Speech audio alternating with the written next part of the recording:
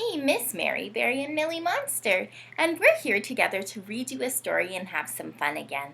Are you ready to join us? Millie, it looks like your ears are falling off. I'm just going to fix them. Yesterday, Millie was pretending to be, was it Comet? And they just keep falling off. So today, are you still going to be a reindeer? Okay, we're not going to move your head too much because it seems like your antlers are falling off. So today, Millie, should I reach into your bag and feel what's in there to see what we can find? Okay, here we go, Millie. Oh, it feels like it could be something scratchy. Do you know something that could be scratchy?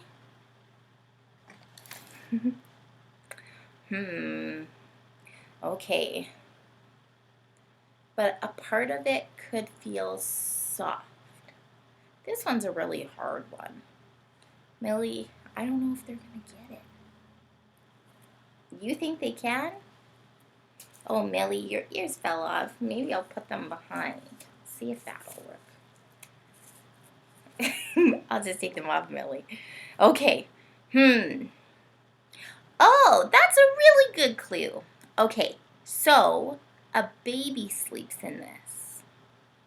And not just any baby. Okay, Millie, let's see if they can figure it out.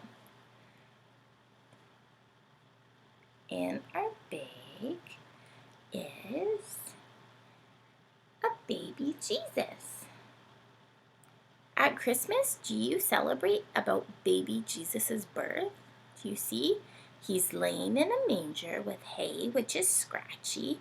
He's wrapped in swaddling clothes, which are soft. It's baby Jesus. Now, this is the silly part. Our book today is not, well, it is about baby Jesus, but it's also about somebody else. And this somebody else is named what, Millie? Do you remember?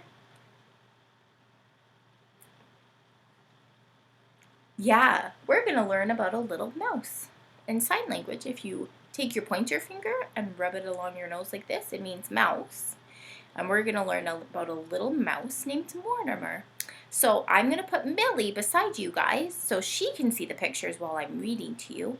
And here we go. This is one of our very favorite special books. And do you want to know a secret? We have a little mouse named Mortimer. And Mortimer comes from Santa just like Christmas elves do. And he likes to visit our home. But do you know what he does? He doesn't create mischief where he plays with our toys or plays funny tricks.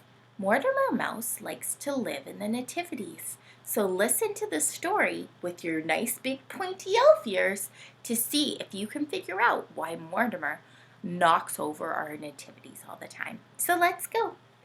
Okay, Millie, you sit there. Okay, so here we go. So this is called with the light. Okay, this is called Mortimer's Christmas Manger, and it was written by Karma Wilson and Jane Chapman. Okay, so here we go. I'm going to try to see if I can figure out how you can see the pictures without being blinded by the light. If I turn the light off, what will happen? There we go. Okay. Might be a little bit darker, but it should be okay. Mortimer's Christmas Manger by Karma Wilson and Jane Chapman. In a big house lived a wee mouse named Mortimer. He dwelled in a dark hole under the stairs. Do you have a mouse living under your stairs?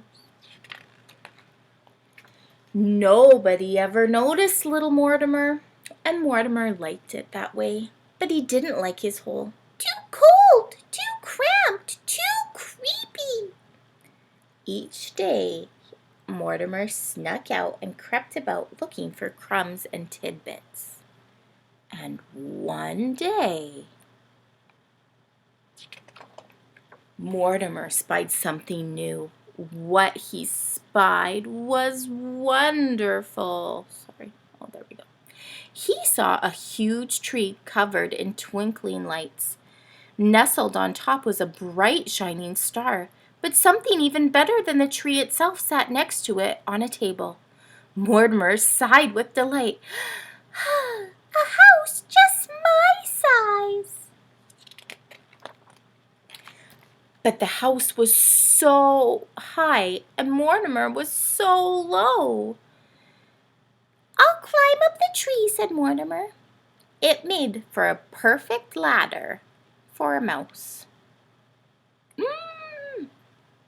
you think he knocked off the ornaments? Sometimes Figaro, my kitten, likes to climb an archery and knocks everything off of it all the time. Finally, he reached the table. Perfect, said Mortimer. Not cold, not cramped, not creepy, cozy. But who are you?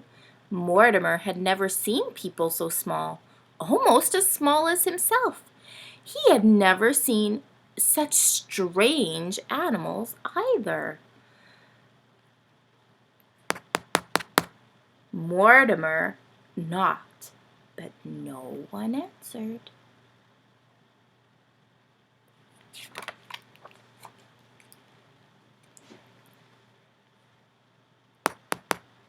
No one moved an inch. I see, Mortimer squeaked. You aren't real, only statues.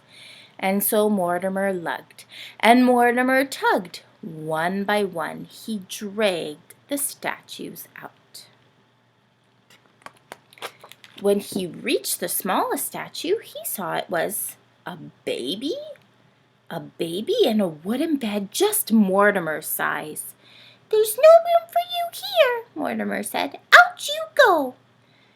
Then into bed crawled Mortimer.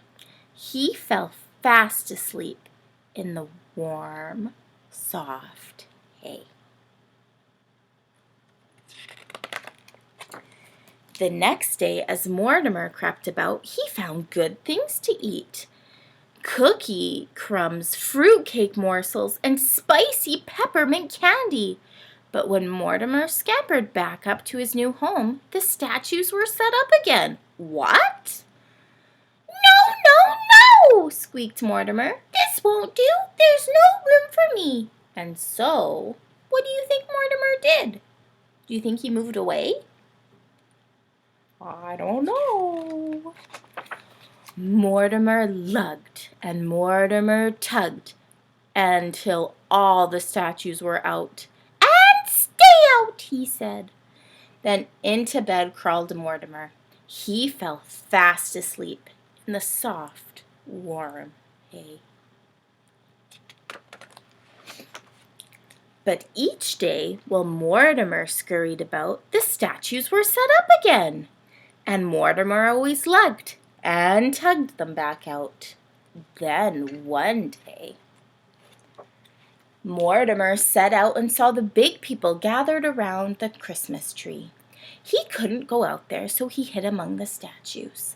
A man started talking. Mortimer listened, and what he heard was wonderful.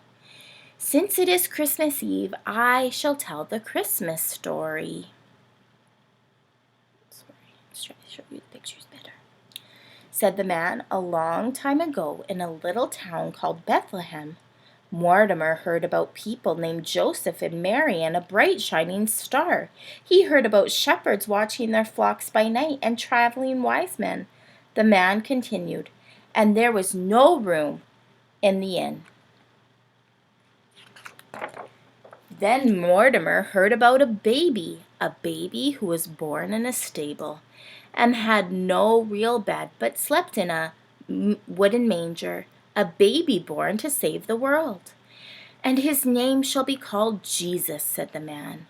Mortimer looked at the bright shining star on the tree. He looked at his new home and his new bed. He looked at the statues. Last of all, he looked at the baby. I see, sighed Mortimer. You just aren't any statue. You are a statue of Jesus.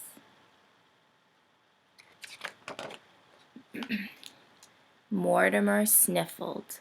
Mortimer snuffled. Sorry. A tear rolled down his furry cheek.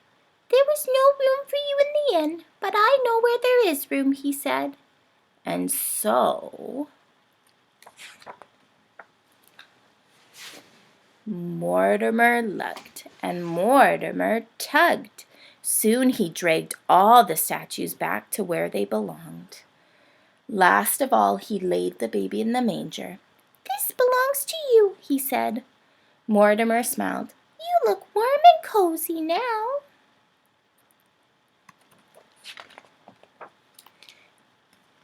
There was no place for Mortimer except back to the cold, cramped, creepy hole.